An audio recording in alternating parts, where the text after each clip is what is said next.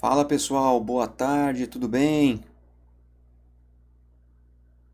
Como é que estão? Coloca para mim no chat aí. Vocês estão me vendo? Tudo certo? Sejam todos muito bem-vindos a mais uma aula aqui no canal, onde vamos falar sobre indicadores antropométricos e de saúde. Então dá um ok no chat aí, por favor, se está me ouvindo, está me vendo, tá tudo certo, pra gente mandar bala aí no conteúdo. Beleza? Pra gente não se estender tanto assim, vamos lá. Eu já tô com o conteúdo prontinho aqui. Estou esperando o primeiro ok de vocês aí. Beleza? Vamos lá? Show de bola, é isso aí. Boa tarde, Jackson. Tudo certo? Tudo tranquilo? Pode colocar a cidade e estado em onde vocês são também, para eu cumprimentar vocês. Gosto de saber de onde vocês são. Show de bola. Vamos lá então, né, galera? Ó, primeiro ok é sempre aquele que determina já o início da live, né? Então, vamos lá. Eu tô com o chat aqui na minha frente, tá bom? Onde eu consigo ver os comentários de vocês, as perguntas e tudo mais. Vamos lá então? Enquanto vocês vão chegando aí, o YouTube vai notificando também, né? Que a live está acontecendo. Show de bola, Natal, Rio Grande do Norte. Natal, Rio Grande do Norte, é longe, hein? Longe daqui, bem longe. Mas quem sabe... Ó, tô querendo ir pra Natal, hein, cara. Tô querendo ir pra Natal aí, minhas próximas férias. Exatamente Natal, que eu tô querendo aí, tô olhando já, inclusive. Pra passar uns dias aí na capital potiguar. Vamos lá, galera, então? Beleza. Olha só. Vamos falar então sobre indicadores antropométricos e indicadores de saúde, um tema bem importante, que se refere aí à disciplina que a gente está estudando, que é medidas e avaliações. Então essa é a terceira aula da disciplina de medidas e avaliações, e eu escolhi esse tema para trazer para vocês aqui. Show de bola, né? Boa tarde, Gilberto. Seja bem-vindo aí. Coloca a cidade aí, por favor. Ah, já colocou. Águas Lindas, Goiás. Show, hein? Goiás. Legal, Gilberto. Seja bem-vindo aí. Goiás, Rio Grande do Norte.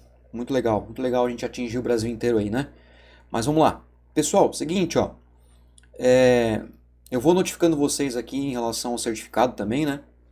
Para quem está chegando, para quem está aprendendo como é que funciona aí esse esquema de certificação, que é um projeto que eu tenho, que é esse projeto da escola, onde eu trago disciplinas, conteúdos da graduação de Educação Física, que é basicamente o conteúdo da essência da Educação Física, mas também conteúdos de pós-graduação, totalmente gratuitos, totalmente livre acesso e ainda com a possibilidade de certificação. Então, no primeiro link na descrição tem o meu site oficial, você clica no site, vai até a última página desse site, clica lá em certificado para formulário para certificado, clica nele e aí você vai preencher as informações que eu vou dizendo aqui ao longo da aula para vocês, que são as palavrinhas-chave. Tranquilo? Bem simples de entender, não tem mistério não. Mesmo que você esteja aqui começando agora, é bem simples de entender. E eu já deixo aqui para vocês também o convite para a turma do Telegram ali, né? Para o canal do Telegram, que lá eu coloco também as informações em primeira mão para vocês. Vamos lá. O que significa indicadores antropométricos? O que significa esses indicadores? Para que serve? Qual é a utilidade, praticidade e quais interpretações a gente consegue retirar a partir desses indicadores? Então, o que a gente faz com esses indicadores e o que a gente precisa de material? Principalmente isso, né? O que a gente precisa de material, de conhecimento científico para poder aplicar essas técnicas de indicadores antropométricos. Então, vamos lá. Conceito básico aqui para vocês e depois eu vou trazer alguns exemplos também na prática, beleza? Vamos lá. Os indicadores antropométricos, eles servem para identificar um perfil. A gente conversou bastante sobre perfil. A gente falou bastante desde a primeira aula sobre perfil, identificação de perfil. Quem é o seu aluno? Até porque identificar o perfil, ele vai diretamente ao encontro do que é a individualidade biológica. Então, saber quem é o seu aluno é muito importante, tá certo? Então, quem é esse aluno? Perfil do seu aluno. E ao identificar esse perfil, quando a gente pensa, por exemplo, nesses indicadores, como o próprio nome diz, né, indicador de saúde, a gente está sempre avaliando em relação a uma situação de risco, geralmente vinculado a doenças crônicas e degenerativas. Então, Olha só que bacana. Esses indicadores, eles são utilizados para a gente identificar o perfil de obesidade do aluno, o perfil, por exemplo, de risco para desenvolvimento de doenças cardiovasculares, desenvolvimento para, por exemplo, diabetes.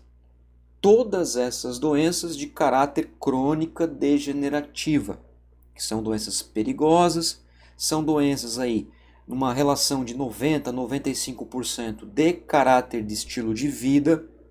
Então a gente tem 90 a 95% de chances de evitar essas doenças. Esse restante que sobra aí são caráter genético ou algumas outras coisas desconhecidas, mas fato é que obesidade, hipertensão arterial sistêmica, o próprio câncer, né? Diabetes, esteatose hepática, entre outras doenças, são de caráter de estilo de vida. Elas podem ser evitadas a partir de medidas como eliminar sedentarismo, boa alimentação, entre outros fatores, ok? E indicadores utilizando pouca estrutura vão nos auxiliar a saber se esse indivíduo ele possui um alto grau de risco ou não.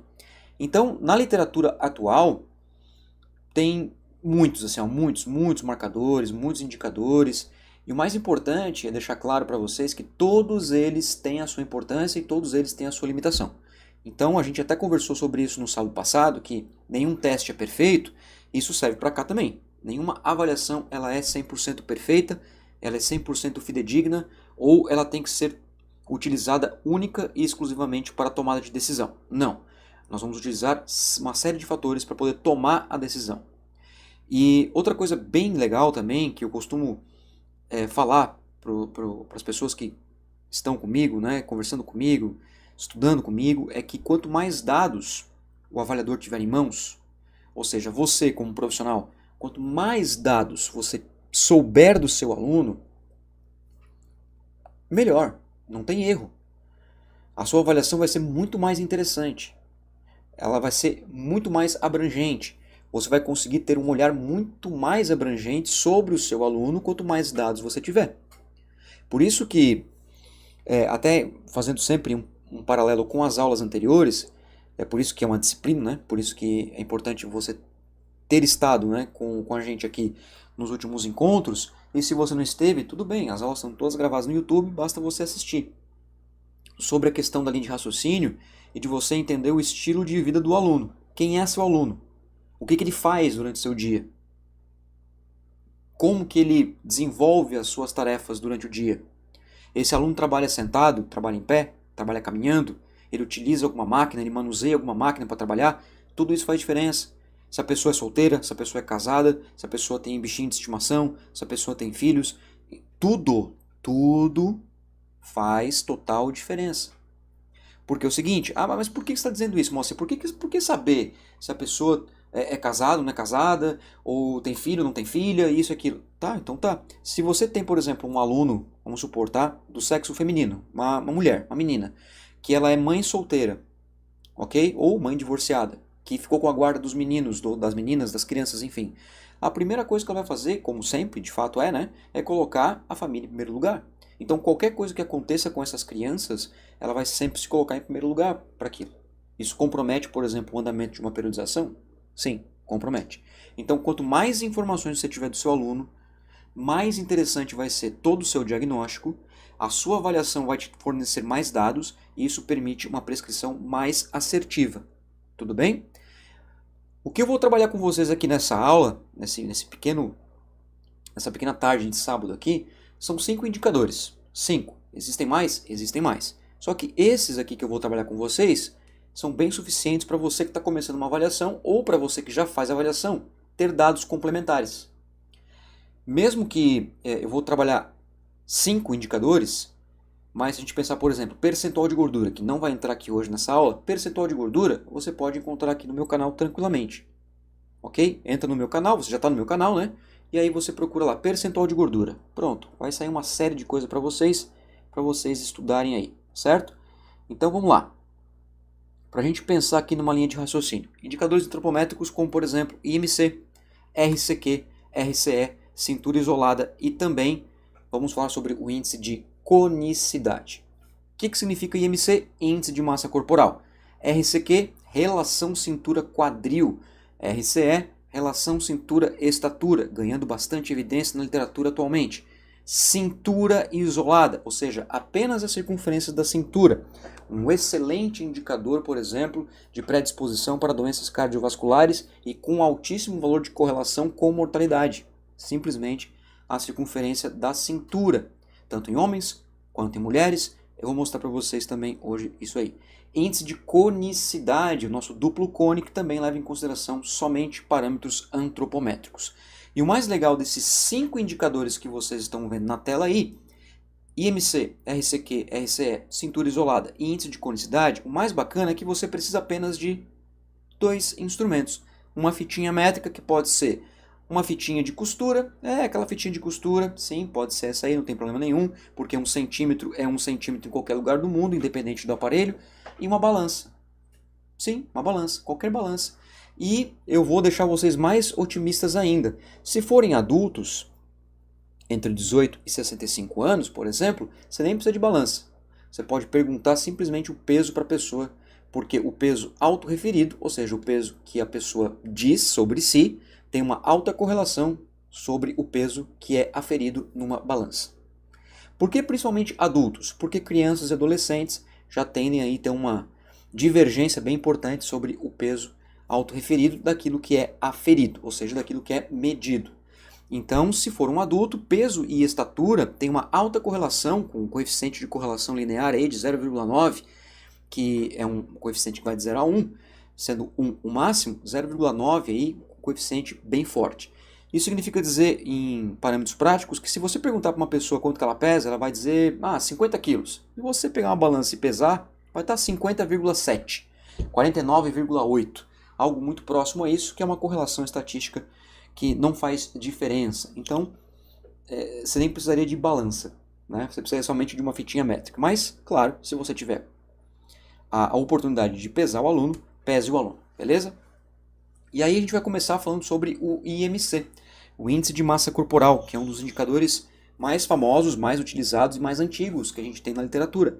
O IMC é polêmico, né? Claro, extremamente limitante. Por que ele é limitante, pessoal? Porque o IMC ele não leva em consideração a estratificação da composição corporal. O que isso significa?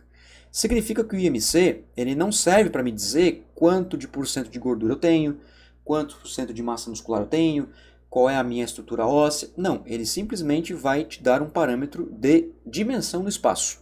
É isso que serve o IMC. E aí, claro, que ao longo dos anos, ao longo que as décadas foram se passando, a literatura ela se tornou cada vez mais forte, mais evidente sobre a importância do IMC. Então, se a gente olhar, por exemplo, num contexto de saúde, num contexto de qualidade de vida, o IMC ele é o indicador considerado pelo menos adequado. Se a gente olhar para o esporte, para o alto rendimento, o IMC ele já é um indicador bem secundário, terciário, quaternário. Ele nem entra, por exemplo, em algumas avaliações, porque, claro, a gente sabe que o esporte ele é muito específico. Então, a gente pode ter, por exemplo, um diagnóstico aí de obesidade grau 1, mas essa obesidade ela é um falso positivo. Então, o que significa? Significa que o indivíduo ele pode ter uma obesidade grau 1, mas de fato ele não é obeso. Exemplo, um lutador de MMA. Se você pensar num lutador de MMA, a maioria deles estão entre sobrepeso e obeso grau 1. Sim, eles estão aqui nesse IMC entre 25 e 35. São obesos? Pelo IMC, sim. Se a gente olhar pelo IMC, eles são obesos ou sobrepesos. Mas a gente tem que ver essa obesidade no sentido patológico, se realmente ela vai causar algum problema nesse indivíduo, né? Então a gente sabe que o IMC, assim como qualquer outro indicador, é apenas um dos marcadores para a gente analisar a saúde geral do indivíduo. E essa classificação que tem na tela para vocês é uma classificação bem generalista para indivíduos adultos. Nós temos classificações para indivíduos idosos, especificamente idosos, e temos também classificações para crianças e adolescentes, a partir já dos 6 anos de idade. Essas informações você pode encontrar também em outros vídeos aqui no meu canal. Basicamente, o IMC você vai encontrar com a equação do peso dividido pela estatura ao quadrado, ou seja, a estatura vezes a própria estatura. Então, um indivíduo, por exemplo, que tem aqui um peso de, 100 kg e que mede 2 metros de altura, 100 dividido por 2 vezes 2, que é 2 ao quadrado, né? 2 ao quadrado é 4, vai ter um IMC de 25. Então é basicamente essa conta que a gente faz e a gente utiliza como um dos parâmetros de análise do estado geral de saúde do nosso aluno, da nossa aluna, né? Isso serve para todos os indivíduos adultos, independentemente da idade, que também é um grande fator limitante. A gente sabe que um indivíduo que tem obesidade com 30 anos é diferente do indivíduo que tem obesidade com 50 anos. Assim como uma mulher de 30 anos obesa é diferente de um homem obeso com 30 anos. Mas, tudo bem, a gente utiliza aí o que nós temos nas nossas mãos. Não é verdade?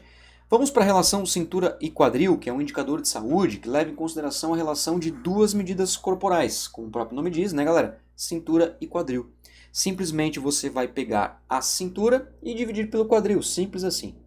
A medida da cintura é bastante discutida na literatura também, mas eu gosto de adotar como 2 centímetros acima da cicatriz umbilical, do umbigo. Então, um pouquinho acima do umbigo, você faz a leitura da circunferência da cintura. Alguns autores vão colocar como o ponto de menor estreitamento do tronco, né, aquele ponto mais fino do tronco.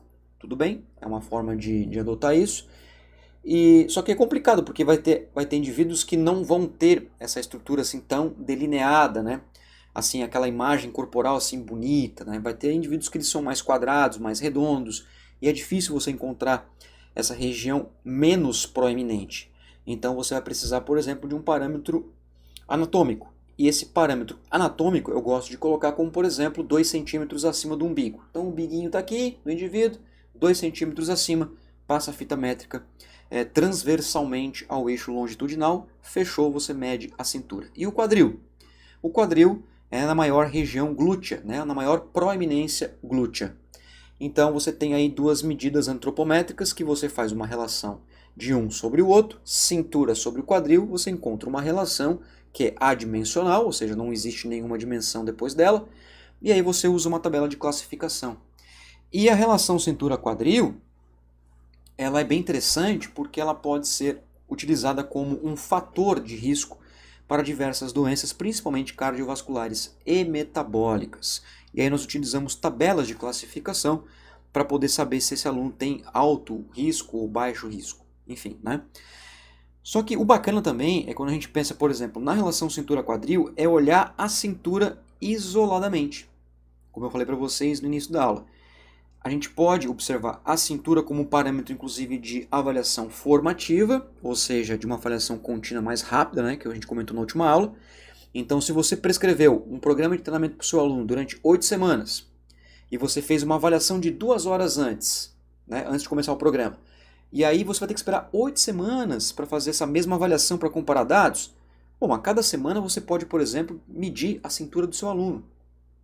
É bacana, porque a cintura ela vai rápido embora. E você precisa apenas de uma fitinha métrica ali, vai ali, faz o contorno da fita métrica ali, bonitinho, já encontra um valor para você comparar dados para e pós. Quando a gente pensa, por exemplo, em relação à saúde e doença, circunferência para homens e mulheres são distintos, são valores diferenciados, e a gente pode observar pontos de corte para a saúde desses nossos alunos.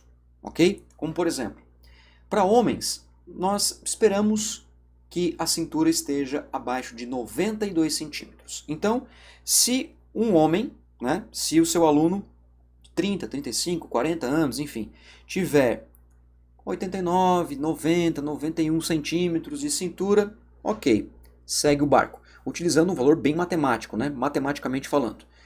Agora, se, por exemplo, este homem já tem 92, 93, 95, 98 centímetros de cintura, ele já se encontra num risco alto para o desenvolvimento de doenças cardiovasculares. Se ele passa de 1,02 m, ou seja, 102 centímetros, ele já entra num risco muito alto. Então, se eu tenho um aluno que tem uma cintura de 110 centímetros, como acontece em homens obesos, né? Obesidade aí, grau 1, grau 2, já está com alto risco para desenvolvimento de doenças cardiovasculares. Entre 92 e 102, o risco é alto. Acima de 102, o risco é muito alto. Esses parâmetros qualitativos classificatórios servem também para as mulheres, entretanto com valores diferentes, claro, com valores menores, inclusive.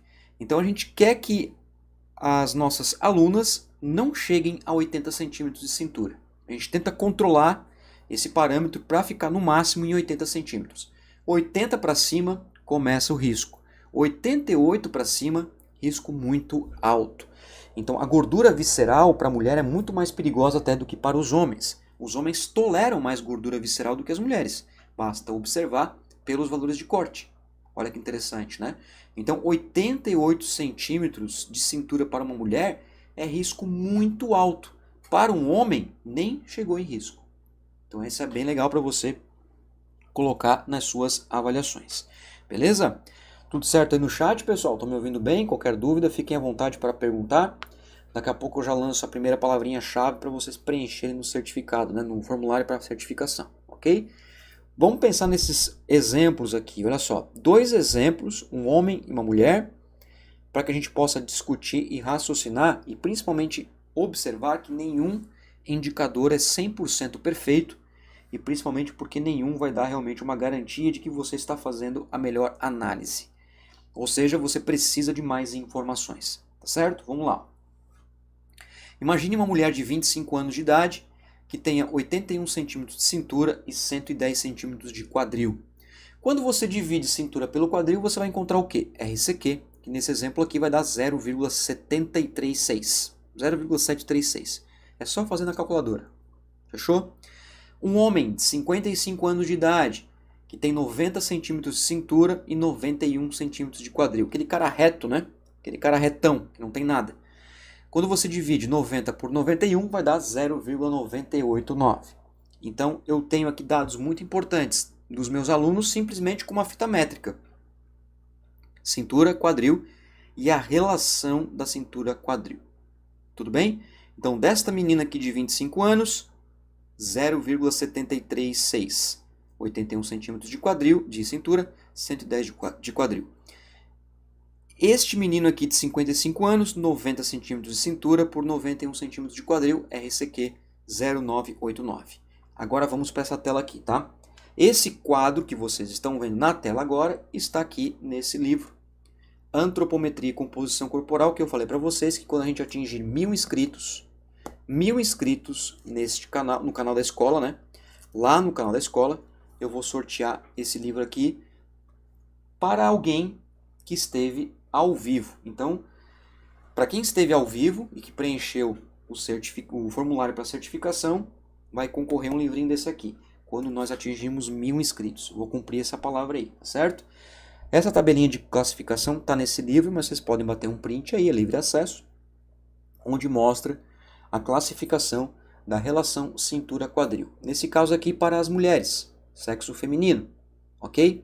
Então a gente utiliza parâmetros qualitativos, de acordo com a idade e de acordo com o nível, né, com o grau, a partir do valor obtido entre cintura e quadril. Então, tomando como base 81 centímetros de cintura, 110 centímetros de quadril, para uma menina de 25 anos, hipoteticamente falando, claro, né, pessoal? 0,736 vai estar aqui, ó, entre 0,71 e 0,77, sendo considerada como moderada em relação ao risco para o desenvolvimento de doenças cardiovasculares. Apesar de moderada, eu quero que você se atenha ao valor da cintura. Tá vendo?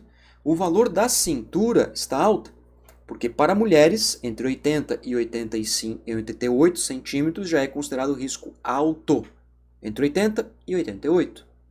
Então, apesar da relação cintura-quadril mostrar um risco moderado, para a cintura isolada, risco alto. Então, não dá para olhar só um indicador. Eu preciso olhar os 2 indicadores, ou quanto mais indicadores eu tiver, melhor. Por isso que eu falei, quanto mais informações, melhor. Por este exemplo aqui, essa mulher está com um risco moderado pelo RCQ e risco alto por causa do valor da cintura isolada. Isso serve para o masculino também, só que eu trouxe propositalmente de uma outra forma. Olha só, 90 dividido por 91 deu 0,989, que a gente fez ali na tela anterior. Ao olhar a tabela para o sexo masculino, repare que este valor aqui, ó, 0,989, está entre 0,97 e 1,02, mostrando então que este aluno de 55 anos, que está aqui entre 50 e 59, possui um alto risco para desenvolvimento de doenças cardiovasculares. Só que pela cintura não, né?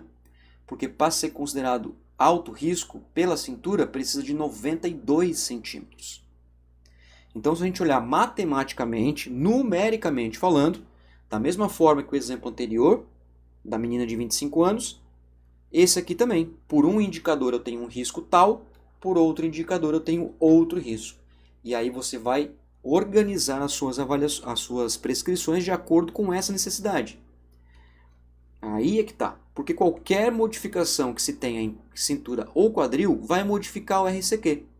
Mas se você modificar somente o quadril, a cintura se permanece a mesma. Então o risco de cintura continua igual. A gente sabe que tem indivíduos que só têm a cintura. Principalmente homens. Só aquela cintura larga, pouco quadril, pouco tórax, tem um alto RCQ. Então bastante atenção para isso, tá bom? Vamos falar sobre a relação entre peso, estatura e também a cintura, que nós chamamos de índice de conicidade, ok? Antes de entrar no índice de conicidade, primeira palavrinha-chave para a certificação. Primeira palavrinha-chave para a certificação vai ser saúde. Então anota aí, saúde. Porque quando acabar a aula, vocês vão preencher o formulário entrando no site, no primeiro link na descrição, roda todo o site, clica na última página e preenche os dados. Entre esses dados estão duas palavrinhas-chave. A primeira, acabei de falar, saúde. Beleza, pessoal? A segunda eu falo no finalzinho da aula. Beleza? Vamos lá. Índice de conicidade. O que significa esse índice? Bom, ele serve para avaliar a distribuição da região central do corpo. O próprio nome diz isso, né? Índice de conicidade. Isso significa, então, que a representação gráfica desse indivíduo é de um duplo cone. Repare aqui, ó, que ele tem um duplo cone, um cone superior e um cone inferior. Então isso nos mostra que a localização da gordura corporal está na região central do corpo, certo? E para poder calcular esse índice de conicidade, nós vamos precisar de medidas muito básicas. Peso corporal, estatura e a circunferência da cintura. Então a fitinha métrica, uma balança já resolve. A altura, da mesma forma que o peso, se for um indivíduo adulto, cara, vai errar por meio centímetro, e olhe lá, no máximo, 1 centímetro no máximo. Então se um indivíduo falar para você que tem 1,75 m, ele vai ter 1,76 m ou 1,74 m na pior das hipóteses. Não tem uma diferença gritante assim. Ah, eu meço 1,80 m, vai medir no estadiômetro, tem 1,70 m. Não vai acontecer isso. Tá? Vai acontecer uma diferença aí muito pequena. Então você precisa apenas dessas 3 medidas. E é bacana porque o índice de conicidade mostra realmente a gordura localizada no centro do corpo. Isso que é legal, né? Então ele faz uma distribuição somente na região central, que é o formato do duplo cone. E aí a gente usa 2 parâmetros de corte, que é para homens 1,25 e para mulheres 1,18, que é o resultado da continha. Essa continha, apesar de que num primeiro momento parece que é difícil, mas não é não, tá galera? É uma continha bem simples, bem fácil de entender. Claro que você pode, por exemplo, montar a sua planilha, você pode assinar um aplicativo que tenha isso, né? Ou assinar uma dashboard que tenha isso, enfim, você pode utilizar outras ferramentas para poder identificar esses indicadores. Ou você pode construir a sua própria planilha para poder fazer esses cálculos mais rápidos. Mas fato é que quando o resultado da continha aqui for 1,25 ou mais, esse homem está em alto risco para desenvolvimento de doenças cardiovasculares. E para mulheres 1,18. E a continha ela é da seguinte forma: circunferência da cintura em metros, então precisa dividir por 100 para encontrar em metros, né? Dividido por 0,109, que é uma constante da equação, que multiplica a raiz quadrada do peso dividido pela estatura. Então parece que é difícil, mas não é, tá? É bem simples a continha, basta você fazer aí os devidos cálculos para você chegar a uma conclusão. Exemplo, olha só. Uma mulher de 55 anos de idade fez uma avaliação física com você, por exemplo, e como parte da avaliação foram registrados as medidas de cintura, peso e estatura. Então você fez uma avaliação completa no aluno, e aí você pegou um pedacinho dessa avaliação, como peso, altura e a cintura, e vamos lá identificar o índice de conicidade. Vamos identificar? Vamos identificar. E aí você lá fez a leitura, deu 85 centímetros de cintura para esta mulher de 55 anos. Opa, você já acende aí um sinalzinho amarelo, porque para as mulheres acima de 80 centímetros já é risco alto para doenças cardiovasculares. Ok? Estatura, 1,55 m, peso, 79 kg. Então aqui, ó, peso e estatura, você pode calcular o IMC. Calculando o IMC, você pode classificar essa mulher, porque é adulta, né, em peso adequado, sobrepeso, obeso grau 1 e assim por diante. E você pode fazer também um índice de conicidade. Eu já fiz direto aqui para vocês, eu já resolvi a continha e está aqui o valor, 1,09. Colocando a cintura aqui em cima, o peso aqui abaixo da raiz quadrada, dividindo pela estatura, chegamos a um valor de 1,09. Então, por meio do índice de conicidade, já é possível perceber que essa mulher não tem risco para doenças cardiovasculares, de acordo com esse índice. Mas pela cintura tem. Tá vendo? Pela cintura sim, porque a cintura está elevada. Olha só que interessante. E se for fazer o cálculo do IMC, tem que ver se pelo IMC não vai dar sobrepeso também. Tem que ver ainda, né? 1,55 m e 79 kg, ou seja, 1,79 dividido por 1,55 ao quadrado, que pode ser que dê sobrepeso por um índice, obesidade por outro e sem risco por outro. Tá vendo? A gente não consegue utilizar apenas um indicador. Nós precisamos de vários indicadores para poder tomar a nossa decisão. Beleza? Vamos lá. Mais um indicador bem bacana aí, que é bem fácil de entender, que é a relação cintura-estatura. A RCE, como assim ela é chamada, né, apelidada, é um indicador que visa também identificar risco cardiovascular, assim como o RCQ, assim como a circunferência da cintura, e é muito simples de entender, muito simples. É uma análise muito simples, tem apenas um ponto de corte, serve para homens, para mulheres e para todas as idades. O que, apesar de ser simples, mas é uma grande limitação.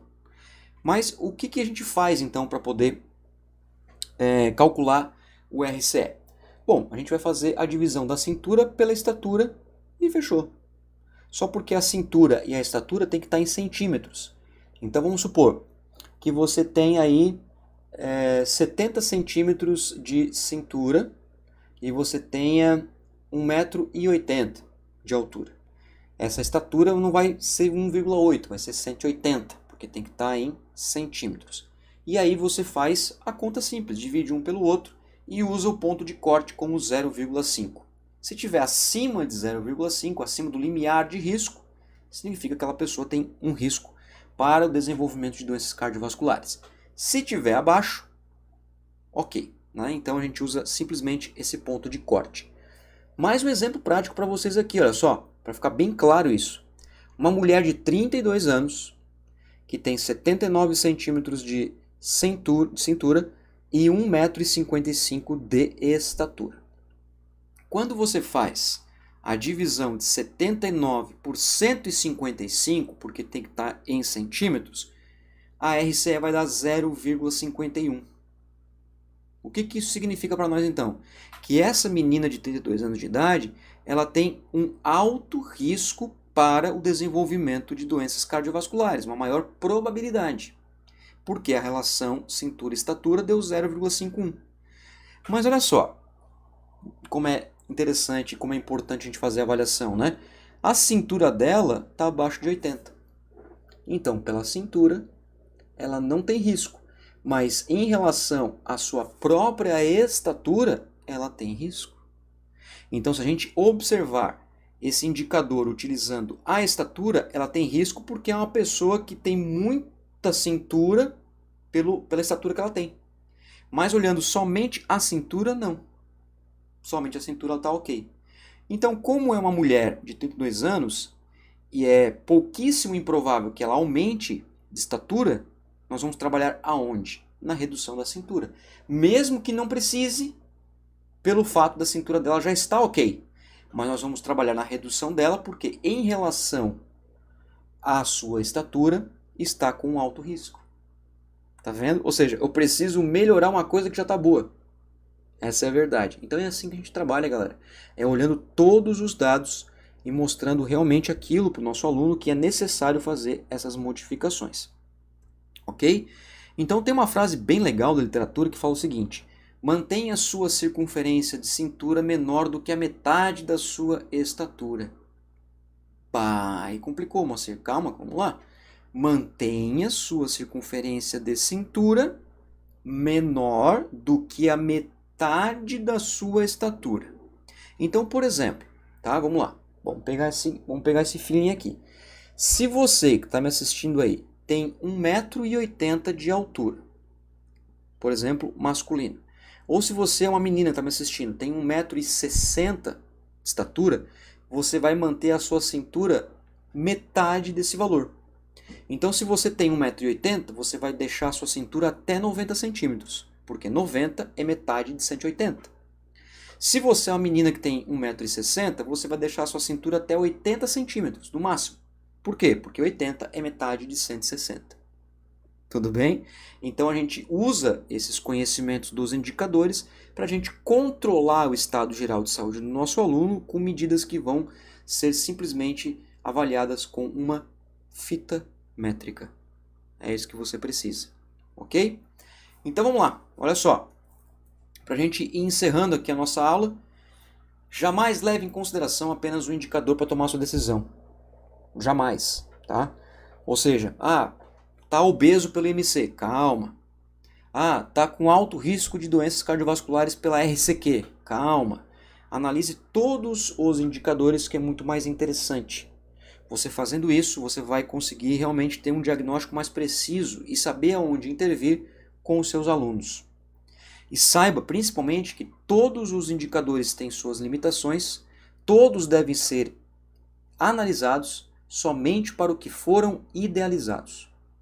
Então, por exemplo, IMC, tá? O IMC ele vai dizer para mim se o indivíduo ele está abaixo do peso, peso adequado, sobrepeso, obeso, obeso 2, obeso grau 3, que é o obeso mórbido. Mas o IMC ele não identifica percentual de gordura. Exatamente. Então você só vai olhar para o indicador até o máximo que ele pode oferecer para você. Se você quer saber percentual de gordura, você vai fazer uma avaliação que permita obter esse dado. A relação cintura-estatura não está considerando o quadril. Claro que não, porque o nome chama relação cintura-estatura. Então você só vai tirar informações daquele indicador somente o que é permitido retirar daquele indicador. Você não vai fazer especulações. Você vai tirar conclusões daquilo que é realmente o indicador permite. Beleza? Galera, fechamos então nossa aulinha aqui. Espero que vocês tenham gostado bastante. Segunda palavrinha-chave para a gente fechar então. A primeira palavrinha-chave foi saúde. A segunda palavrinha-chave, já que falamos bastante sobre ela, obesidade. Beleza?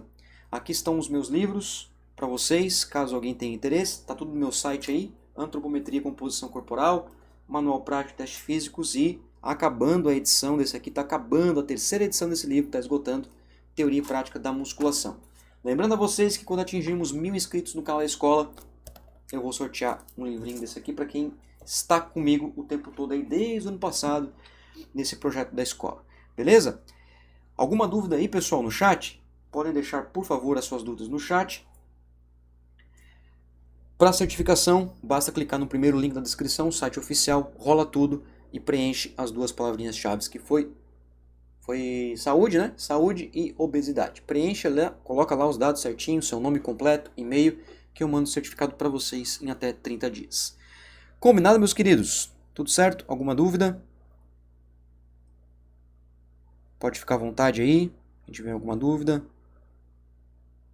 Show de bola? Obrigado, André. Galera, muito obrigado pela atenção de vocês. Fiquem bem, um excelente final de semana e a gente se encontra aí na próxima aula. Um grande abraço, tamo junto. Valeu, galera!